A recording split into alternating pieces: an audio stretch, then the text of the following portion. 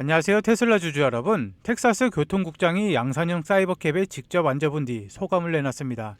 전통적인 운전장치가 아예 없다는 점이 이동수단과 차량 설계에 큰 변화를 드러낸다고 했는데, 운전대도 가속 페달도 브레이크도 없고 오직 터치스크린 화면 하나뿐이라는 것입니다. 사람이 운전할 자리를 처음부터 없앤 설계라 자율주행을 전제로 차를 새로 그린 결과물이죠. 테슬라는 이미 모델 Y로 오스틴과 댈러스, 휴스턴 일대에 완전 자율주행 모드로 로보택시를 운영하고 있습니다. 텍사스 주요 세 도시에 동시에서 돌리고 있다는 건 시범을 넘어서 실제 서비스가 자리를 잡아간다는 것인데, 사이버캡이 도입되면 이 운영이 앞으로 몇 달에 걸쳐 크게 확장된다고 했습니다. 교통당국 책임자가 직접 타보고 이렇게 평가했다는 건 규제당국이 무인 차량을 현실로 받아들이기 시작했다는 것입니다. 그리고 새 증권 공시에 따르면 어제 일론 머스크가 2018년 보상 패키지에서 나온 테슬라 스톡 옵션 3억 400만 주를 행사했습니다. 2018년에 약속된 보상 패키지는 회사가 정한 실적 목표를 달성하면 일론 머스크가 주식을 받는 구조였는데, 그 권리를 이번에 행사한 것입니다. 테슬라는 순주식 정산과 관련해서 주당 평균 404.66달러에 1753만 주를 원천 처리했습니다. 이 거래에서는 시장에 주식을 내다 파는 일이 전혀 없었는데, 이유는 순주식 정산 때문인데, 순주식 정산이란 옵션으로 만약에 100주를 받으면 100주에 대한 세금이 만약에 10주다. 그러면 일론 머스크는 90주만 받고 10주는 회사가 가져가는 것입니다. 그렇기 때문에 세금 내려고 주식을 팔지 않고도 주식을 획득하며 옵션을 행사한 것입니다. 일론 머스크가 보유한 주식은 오히려 늘었고, 이제 그의 지분율은 19.9%가 됐습니다.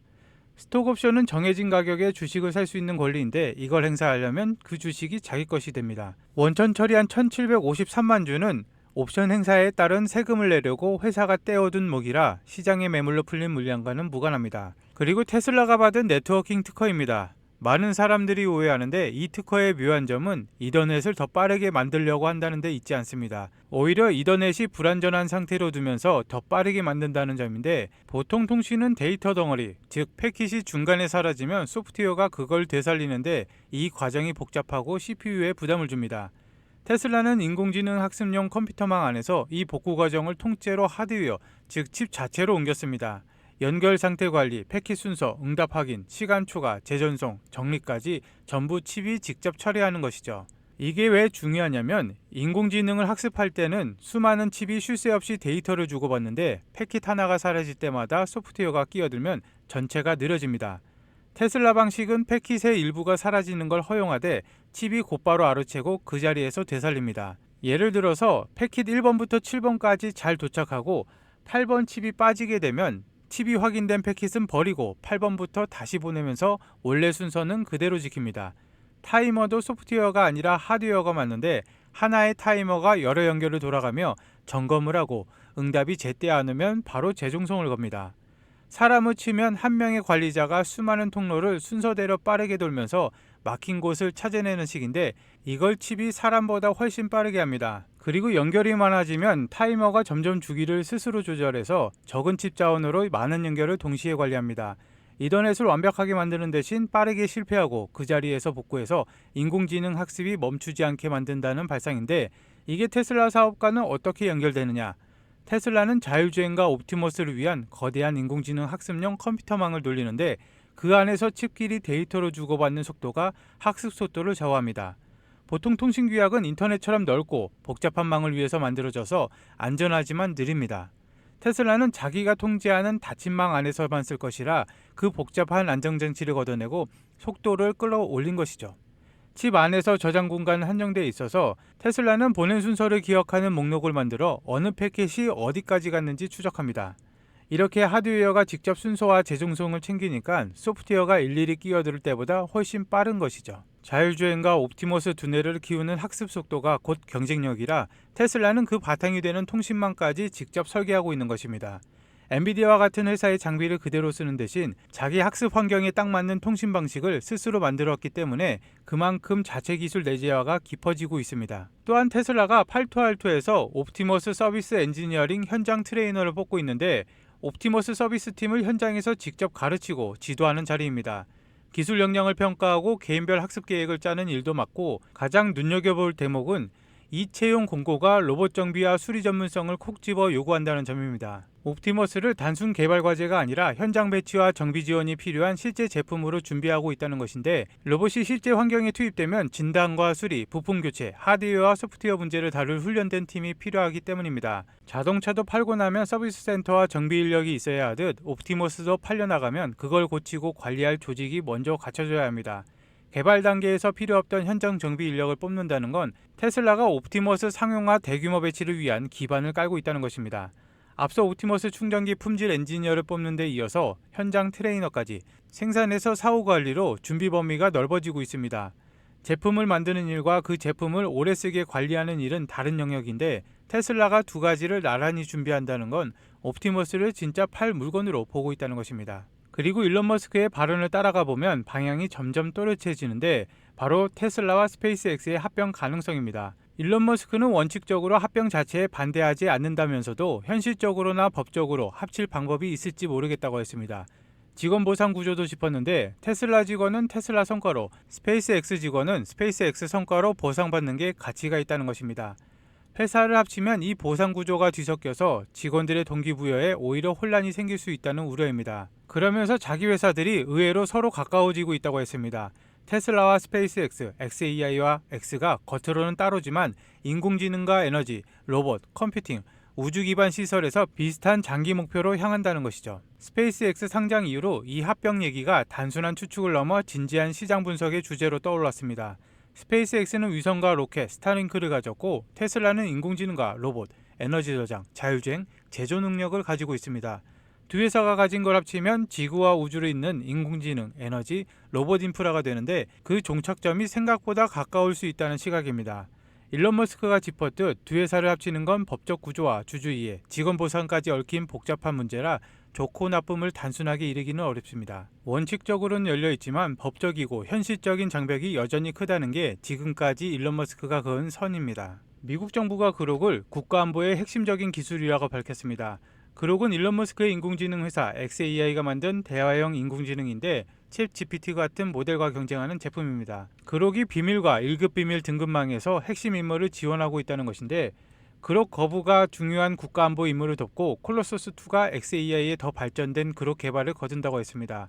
xAI의 데이터 센터가 앞으로 국가안보 비상 상황에서 동원될 수가 있다고도 했는데, 일론 머스크의 인공지능이 상업용을 넘어 정부의 핵심 인프라로 들어가고 있다는 것입니다. 1급 비밀 등급망에 쓰인다는 건 미국 정부가 그록의 보안성과 성능을 그만큼 신뢰한다는 것이죠. 콜로서스2는 xAI가 짓는 거대한 인공지능 학습용 클러스터인데, 여기서 더 강력한 그록을 키워냅니다. 정부기관이 민간 인공지능을 비상시 동원 자원으로 언급했다는 건 그록이 단순한 챗봇을 넘어 국가전략 자산으로 다뤄지기 시작했다는 것입니다.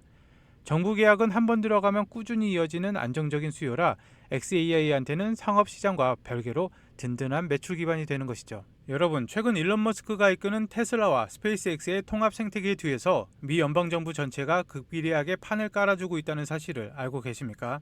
단순한 시장의 루머가 아니라 미 연방항공청이 2026년 1월 공식 발행한 스타쉽 슈퍼헤비 발사체 최종 환경평가 영향서, 미 항공우주 감사관실이 2026년 3월 발표한 HLL 계약관리 보고서, 백악관 과학기술정책실의 트럼프 행정부 1년차 S&T 하이라이트 문건을 직접 분석한 결과입니다. 정부 공식 데이터에 따르면 나사는 HLS 프로그램 도입 이후 이미 69억 달러 투자를 했으며 2030년까지 총 183억 달러, 우리 돈으로 약 25조 원의 예산을 스타쉽 개발과 달 탐사 서비스에 투입할 예정입니다.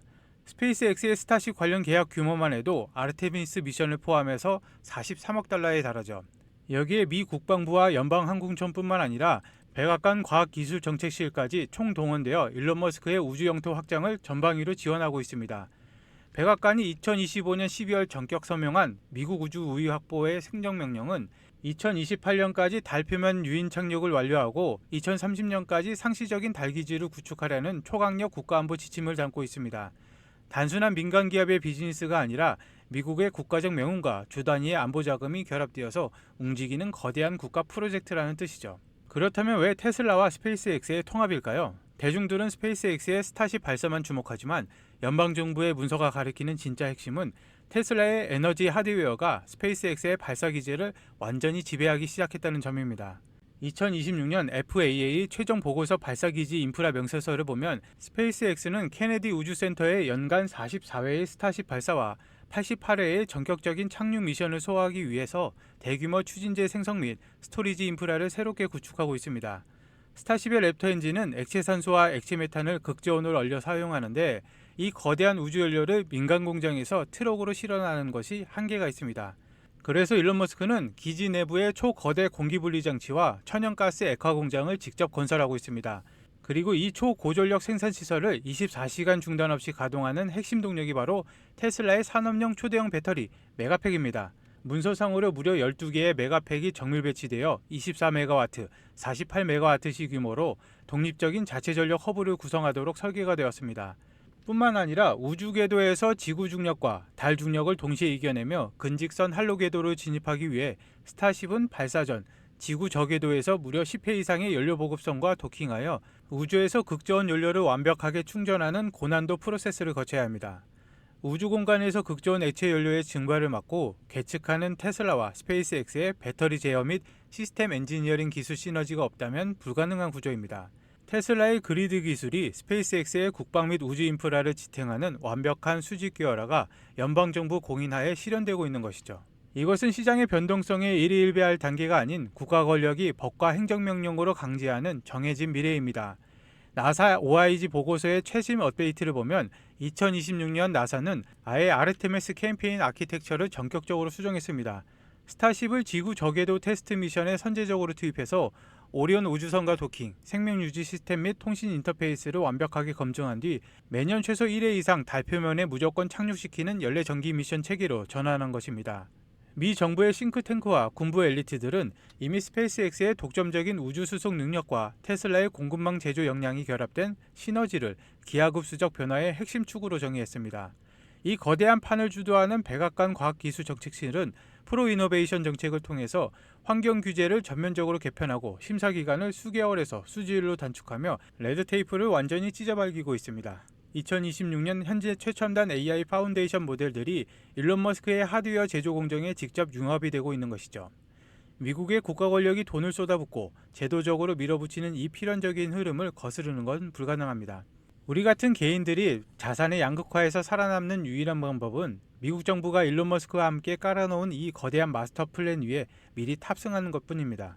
그렇다면 지금 우리가 당장 주목해야 할 투자 기회는 무엇일까요? 테슬라의 메가팩과 스페이스X의 스타쉽 랩터 엔진, 그리고 극저온 연료 스토리지 인프라를 미국 영토 내에서 완벽하게 독점 가동하기 위해서는 극한의 우주 환경과 고전력 충격을 견뎌내는 핵심 특수 소재가 필요합니다. 트럼프 행정부의 공식 문건에서도 언급되었듯이 미 에너지부와 국방공급망은 코발트를 사용하지 않는 니켈 기반 초합금 및 고급 3D 프린팅 전자부품의 국내 제조 공급망 확보를 최우선 안보 과제로 밀어붙이고 있습니다.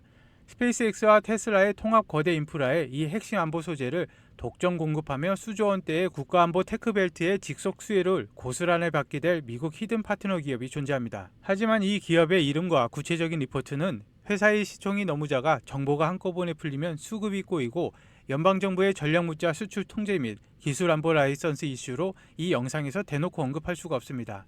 그래서 오직 저희 채널을 진심으로 응원해주시는 구독자분과 시청자분들에 한해서 100% 무료로 제가 제공을 해드릴 건데 대신 구독과 좋아요만 눌러주시면 되겠습니다. 신청 방법은 매우 간단합니다. 영상 하단에 보시면은 더보기가 있는데 더보기를 누르시고 링크를 클릭하시면 구글 폼이 나옵니다. 구글 폼을 클릭하셔서 전화번호와 함께 제출하기를 눌러주시면 끝이죠. 신청해 주시면 평일 기준 하루 안에 종목명과 리포트를 발송을 해드리겠습니다.